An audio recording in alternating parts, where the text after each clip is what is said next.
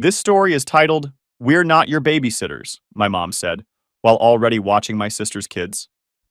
After funding my sick dad's treatment for 5 years, I discovered the cruel truth and cut them off completely. Hey everyone! Before we jump into today's video, I need your help. We've noticed the channel is losing some traction, and subscribing is one of the best ways you can support us. It's quick, free, and it helps us keep bringing you awesome content. Your support means the world. Let's keep this channel growing together. Thanks so much. Now let's start the video. Okay, so I, 32 female, need to get this off my chest because it's been eating me alive. Fair warning, this is going to be a long one. So my whole life, I've been the responsible child in my family, while my sister Zara, 30 female, has been the golden child who can do no wrong. I'm Thea BTW, and when I say golden child, I'm not exaggerating or being dramatic. Growing up, Zara got new clothes, I got hand-me-downs. She got a car for her 16th birthday, I got a watch, and not even an Apple Watch, LOL, just some $30 thing from Target. She went to a private college with our parents helping her. I worked my ass off through community college while living at home and still had to pay rent. You get the picture. My parents always had some excuse ready. Zara needs more support. Zara's going through a tough time. Zara has so much potential. Meanwhile, I was just there. The reliable one, the boring one, whatever. I thought once we grew up, things would even out. Boy, was I wrong. About 5 years ago, my dad, Orion, 62 male, got diagnosed with chronic kidney disease. At least that's what they told us. He supposedly needed regular dialysis, expensive medications, and eventually they said he might need a transplant. My parents didn't have health insurance because dad was self-employed, and mom, Celeste, 58 female, always said it was too expensive. Yet somehow they always had money for vacations before this. Funny how that works. They called a family meeting right after the diagnosis. I remember walking into their kitchen with my then boyfriend, now husband, Nico. Zara was already there with her boyfriend, now husband, Finn. Mom was crying. Dad looked worried, but honestly not as bad as someone who just got a serious diagnosis should look. But what do I know? The treatments are going to cost $2,000 a month, Mom announced, dabbing at her eyes with a tissue. We don't have that kind of money. We all sat in silence for a minute. I had just landed my first real job as an accountant at a small firm. Wasn't great money, but it was steady. I could maybe help a little, I offered. Maybe a few $100s? Zara's still in college, Mom said quickly, not even acknowledging what I said. She can't be expected to contribute. Finn nodded like the yes man he is. We're saving for our wedding. Nico squeezed my hand under the table. We were saving too. For a house, for our future. But apparently our future wasn't as important as Zara's wedding. Cool, cool, cool.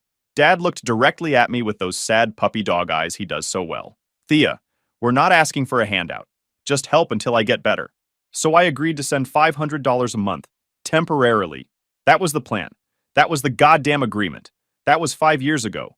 The $500 quickly became $800. The medication cost more than we thought.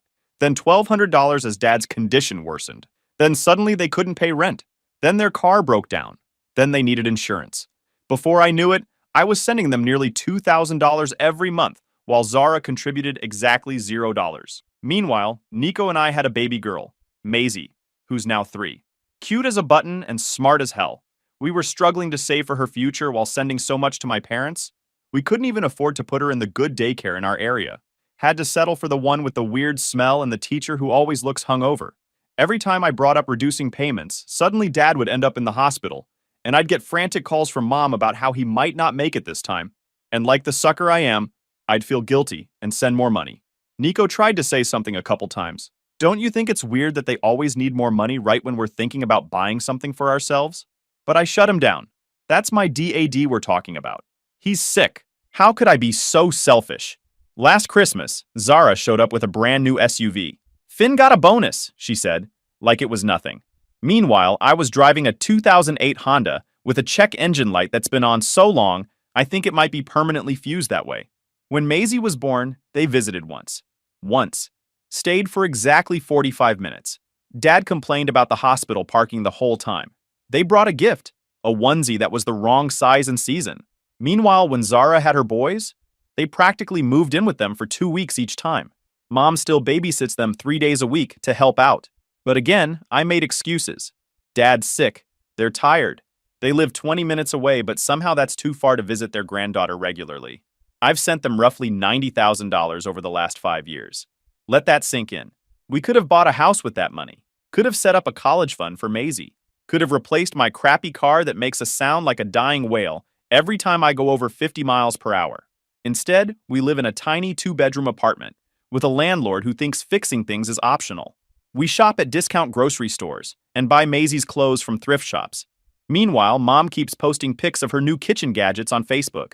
And Zara and her family went to Disney twice last year. But I kept paying. Because family, right? Because Dad's sick. Because I'm a massive idiot who can't say no.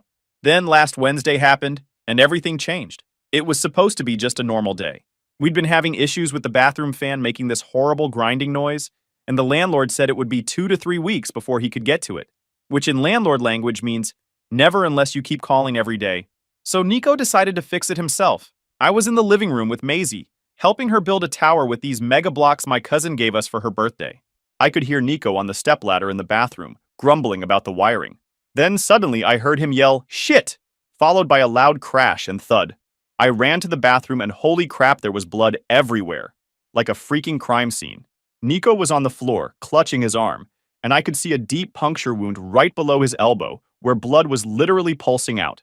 The cordless drill was beside him with blood on the bit. "I lost my balance," he said, looking pale as hell. I was falling, and the drill, I landed on it while it was still spinning. I could see muscle tissue, and possibly a glimpse of bone. This wasn't just a cut. This was a drilling injury straight into his arm. The blood was coming out in spurts, which I knew was really bad news. I grabbed a kitchen towel, RIP my only good towel, and wrapped it around his hand while trying not to puke. Blood was soaking through it in seconds. "We need to get you to the ER," I said, trying to sound calm for Maisie, who was now standing in the doorway looking scared. "What about Maisie?" Nico asked through gritted teeth. He was starting to sway a little, which freaked me out even more. I did a quick mental rundown of our options. Nico's parents live in Arizona for half the year. They're snowbirds. My best friend Vela was at work and couldn't leave. My other friends all live at least 30 minutes away. "I'll call my mom," I said, already dialing. Now I know, after everything I just told you, why would I even try? But when you're panicking and your husband is bleeding through a towel, you get desperate. Mom answered on the third ring. "Thea, I was just about to call you. Your dad's medicine is running low, and the pharmacy—" I cut her off. "Mom, Nico's hurt really bad. He's bleeding everywhere. I need you to watch Maisie for a few hours while I take him to the ER, please." There was this pause that said everything. "Oh, well, today's not good.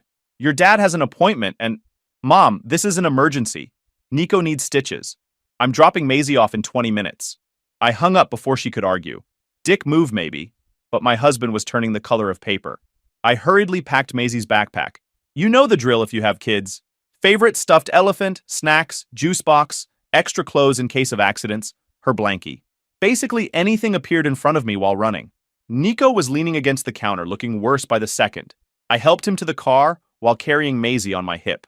Got them both buckled in, Nico with a fresh towel that was already turning red, and drove to my parents' place like a maniac. They live about 15 minutes away, but I made it in 9. When we got there, I ran to the door with Maisie, her backpack bouncing against my leg. Mom opened up with this look on her face. You know the one. That "I already told you no" look that Mom's perfect over years of practice. "Thea, I told you today's not—" "It's an emergency, Mom," I said, trying to hand Maisie to her. "Nico's in the car bleeding. We'll be back in a few hours." That's when I heard it. Laughter. Kids' voices coming from inside the house. I looked past my mom and saw my nephews, Zara's 2 boys, sprawled on the living room floor playing some video game. And there was my dad, sitting in his recliner watching them, looking about as deathly ill as I do after a light jog. Which is to say, slightly uncomfortable but very much alive. "What's going on?" I asked, stepping inside without waiting to be invited. "I thought Dad had an appointment?" Mom did that thing where she adjusts her necklace when she's lying. "Oh, we rescheduled. Zara had a job interview, so we're watching the boys." The absolute audacity. The freaking nerve of these people. "So you can watch Zara's kids but not mine? During an actual emergency?" Mom crossed her arms and gave me that look she's perfected over the years. Like I'm being ridiculous for even asking. "Thea, we're not your babysitters. Just because you send us money doesn't mean we have to drop everything and watch Maisie anytime you want." I felt like someone had dumped a bucket of ice water over my head. 5 years. Thousands of dollars every month.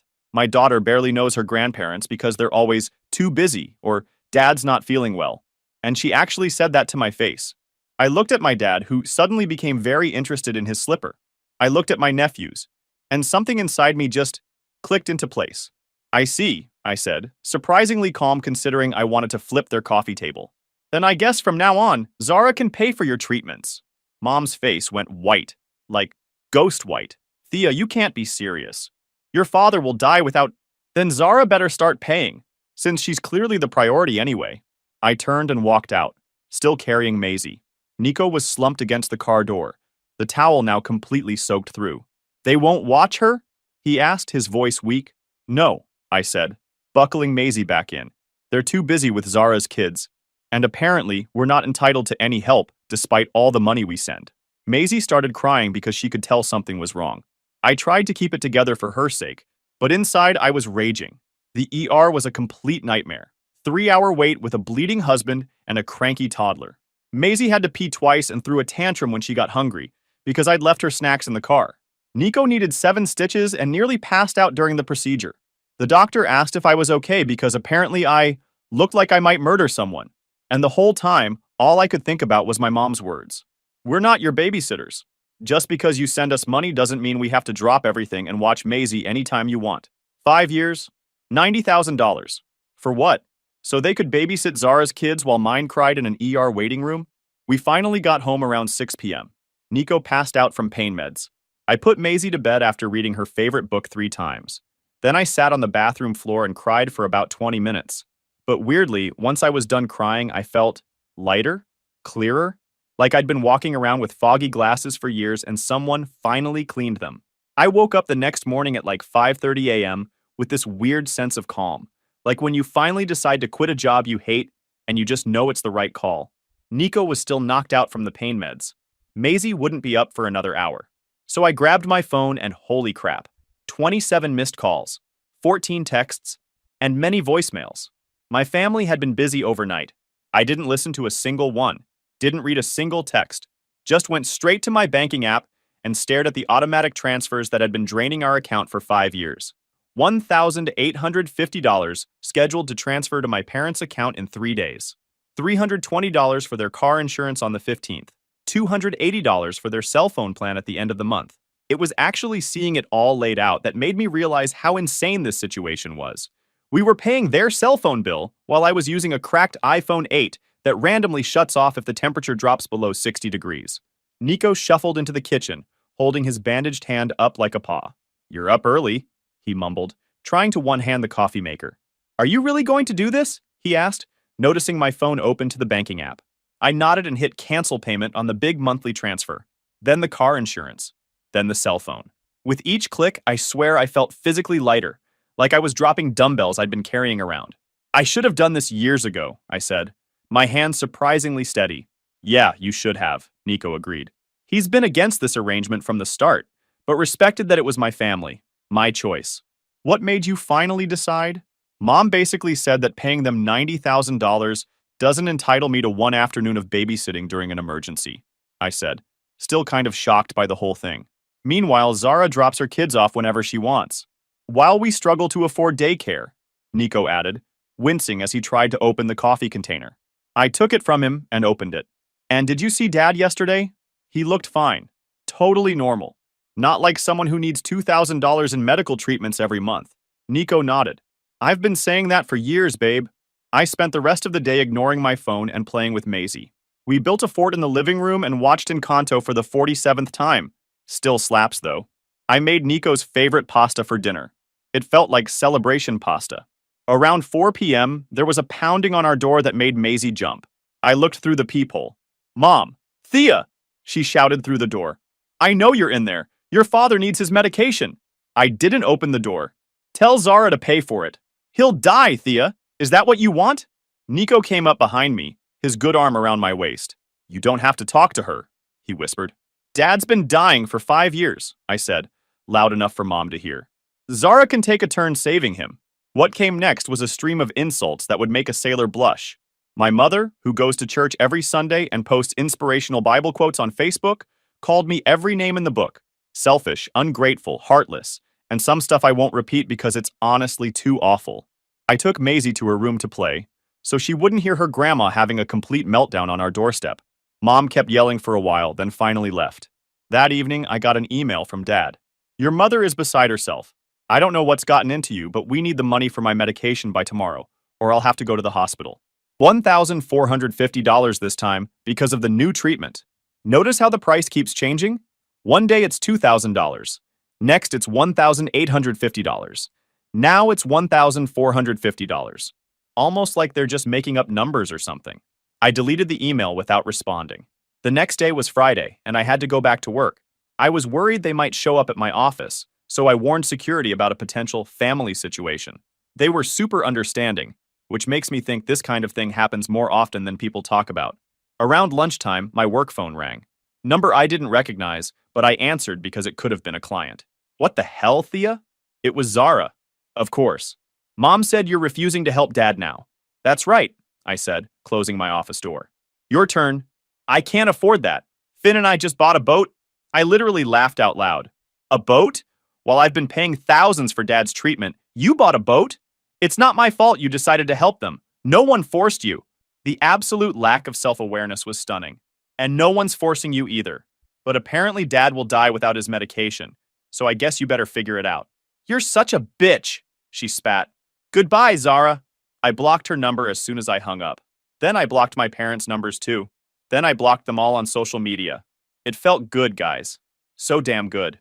That weekend was strange. Peaceful but weird. My phone wasn't constantly blowing up with my parents' demands for once. Nico and I took Maisie to the park, and I wasn't checking my phone every 5 minutes dreading some new financial crisis. On Sunday night, I was browsing online for daycares, the nice ones we could now potentially afford, when Nico sat down next to me. They'll find other ways to contact you, he said. You know that, right? Let them try, I said, feeling weirdly confident. I'm done being their ATM. I was right to be prepared, because they definitely weren't done with me. Not by a long shot. My car got keyed in the work parking lot on Monday. No proof it was them, but the timing was suspicious. Tuesday, someone called CPS claiming we were neglecting Maisie.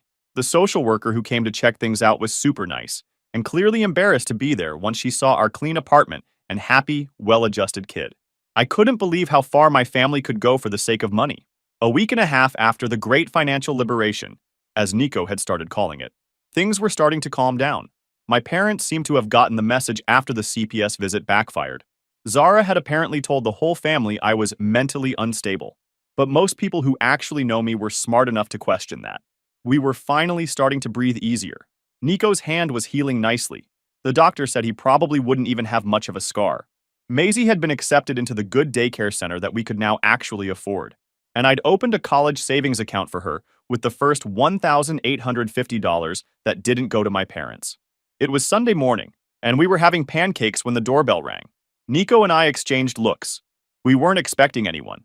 I peeked through the peephole and saw my Aunt Persephone standing there with a casserole dish in her hands and a concerned expression on her face. Persephone is my mom's sister, but has always been the cool aunt. She was the one who let me skip school and took me to my first midnight movie premiere at 16, taught me how to apply eyeliner, and was genuinely supportive when I decided to go to community college instead of taking out massive loans for a 4-year university. We weren't super close, but I'd always liked her. Against my better judgment, I opened the door. Thea, honey, she said, her voice all gentle and sweet. Can we talk? I let her in because, I don't know. Hope springs eternal that at least one family member isn't completely toxic? Maisie immediately ran up to her yelling, Auntie Percy, which melted my heart a little.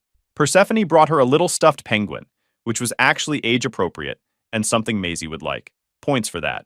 After Maisie went down for her nap, and Nico conveniently decided he needed to run to Home Depot, Persephone and I sat at the kitchen table. The casserole, some kind of chicken and rice thing, sat between us like a peace offering.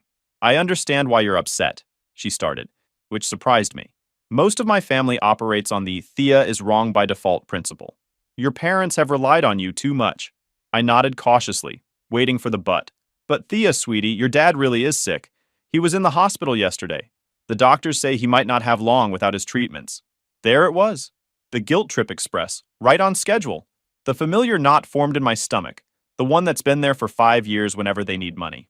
Well, Zara can help them, Persephone sighed, pushing the casserole a little closer to me like I might be more likely to cave if I ate her food. Zara says she can't afford it, Your parents are talking about having to sell their house.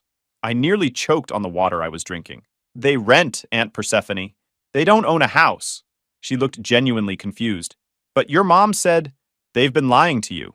They've been lying to everyone. I pulled out my phone and showed her my banking records. I've sent them over $90,000 in the last 5 years. Her eyes widened. That can't be right. It is. And somehow they're still always broke. Dad's never getting better, and Zara's buying boats. Persephone was quiet for a long time, staring at the records on my phone. I had no idea, she finally said. But Thea, whatever they've done, your dad's health is at stake now. I felt the doubt creeping in, the what-ifs. What if he really is sick and I'm just being petty? What if he dies because I wouldn't help? Could I live with myself? I'll think about it, I said finally, mostly to end the conversation. After Persephone left, leaving the casserole, which was actually pretty good, I sat at the computer for a long time, looking at our finances. We could send them $500 this month maybe, just for the medicine. Not the full amount, but enough to help if Dad really was sick. You're going to help them again, aren't you? Nico asked from behind me. He'd returned from Home Depot with a single light bulb, which was definitely not what he went for. I don't know, I admitted. What if he really is dying this time? Nico sat next to me and placed his good hand on mine. Call the hospital. Verify he was even there. I blinked. That had never occurred to me. 5 years of sending money, and I'd never once thought to verify anything they told me. I called the hospital where Persephone said he'd been admitted. Hi, I'm calling to check on my father, Orion Mercer. He was admitted yesterday? I used my most professional voice. After getting transferred twice and providing my dad's date of birth, the final verdict, they had no record of an Orion Mercer being admitted in the past week, or at any point in the last 6 months. I called the other 2 hospitals in our area. Same result. No record of my father being treated anywhere. When I told Nico, he didn't even look surprised. Just sad for me. I'm sorry, babe, he said, pulling me into a hug. I suspected something like this, but I didn't want to be right. I've been such an idiot, I whispered against his shoulder. No, you've been a caring daughter. They took advantage of that. That night, I couldn't sleep. I kept thinking about all the times Dad had supposedly been too sick to come to Maisie's birthday, or when they canceled Christmas plans last minute because he was having a bad day. I kept thinking about the specialist appointments I'd paid for, the medications, the treatments. Were any of them real? Was he even sick at all? The next morning, I took the day off work and drove straight to my dad's supposed kidney specialist's office. I'd checked it online dozens of times before, back when I still trusted him. I introduced myself as Orion Mercer's daughter, asked about his treatment plan, and waited while the receptionist searched their system. She found no record under his name or my mom Celeste's, not even for dialysis. I left numb, sat in my car outside the kidney specialist's office for what felt like hours, but was probably just 20 minutes, trying to process what I'd just learned. My dad wasn't a patient there. He had never been a patient there. I called Nico, my hands shaking so bad I could barely hit the right buttons. He's not a patient, I said when he answered. He's never been there. Oh, Thea. Nico's voice was soft, sympathetic. Come home. We'll figure this out. No, I said, suddenly determined. I need to know what's been happening, where the money's been going. So I did something I'd never done before. I started actually investigating my parents. I went to the dialysis center where Dad supposedly went 3 times a week. Same story. No patient named Orion Mercer. Ever. Second stop, the pharmacy where they supposedly got his expensive medications. The pharmacist checked and confirmed they'd never filled prescriptions for my dad. By this point, I was beyond shocked and moving into full detective mode. I drove to my parents' rental house, but parked down the street so they wouldn't see me. Their cars weren't there, which was weird for a Tuesday morning when Dad was supposedly so sick he could barely leave the house. I decided to dig deeper. I texted my cousin Phoenix, who's always posting on social media, but isn't close to my parents. Hey, random question. Have you seen my parents around lately?